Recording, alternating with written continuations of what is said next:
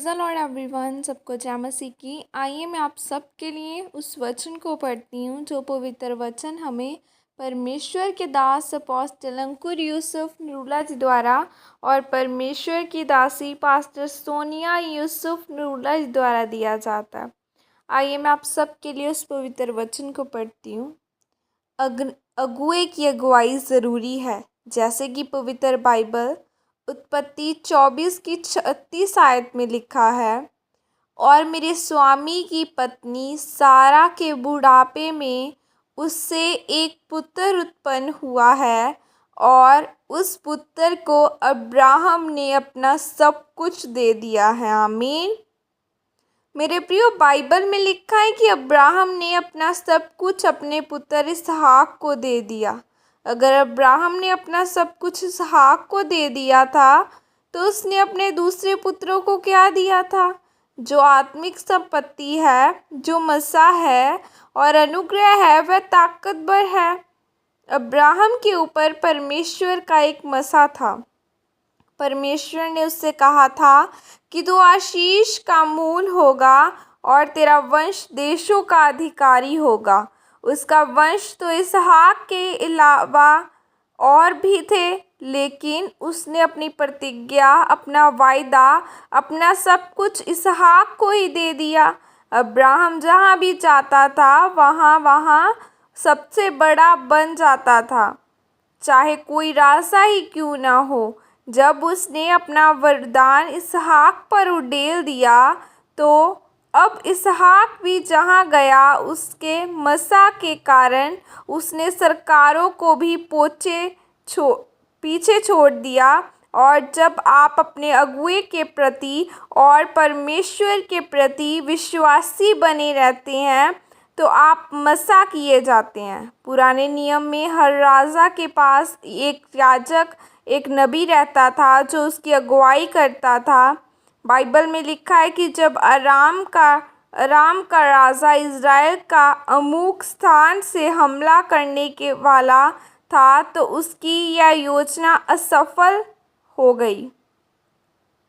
उसने अपने कर्मचारियों से पूछा कि तुमने ऐसा कौन है जो इज़राइल में जाकर हमारी सब योजनाओं को बता देता है? जो कुछ भी हम करने वाले होते हैं वह उनको कैसे पता लग जाता है?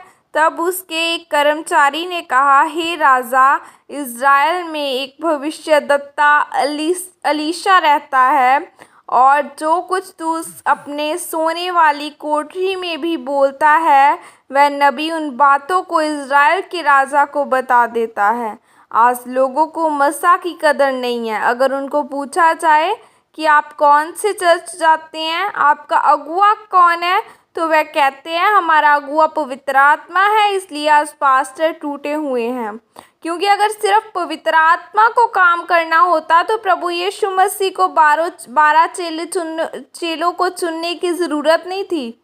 इसलिए मेरे प्रियो, आपको आशीषित होने के लिए, सामर्थ्य पाने के लिए आत्मिक पिता की ज़रूरत होती है, जिसके मसीह के साथ आप ऊंचे किए जाते हैं और आप अपनी मंजिल पर पहुंचते हैं और आपके घरों में उद्धार आता है। आमीन।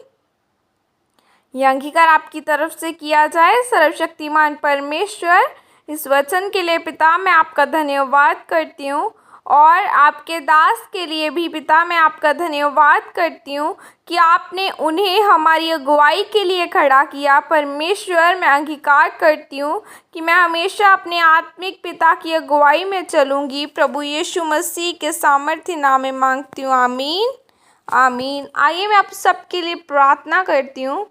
सर्वशक्तिमान परमेश्वर, इस पवित्र दिन के लिए खुदा मैं आपका धन्यवाद करती हूँ।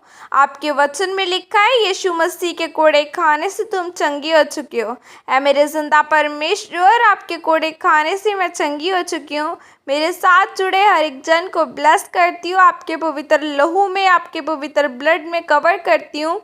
आपकी सामर्थ इन लोगों की जिंदगियों में जाए खुदावन खुदा। और परमेश्वर, शैतान की योजनाएं ख़त्म करना इन लोगों की लाइफ में से पिता परमेश्वर आपके दास के लिए खुदावंदा हम परमेश्वर अपने आत्मिक पिता के लिए आपका धन्यवाद करते हैं। पिता परमेश्वर आपने इतने अच्छे दास के साथ ब्लेस किया खुदा, धन्यवाद करते हैं खुदावंदा। इन सब लोगों को आपके पवित्र लहू में कवर करती हूँ। आपकी सामर्थ, आपका पवित्र आत्मा इन लोगों की ज़िंदगियों में जाए और आज का वचन इनकी ज़िंदगियों में 1000 गुना फल लेके आए।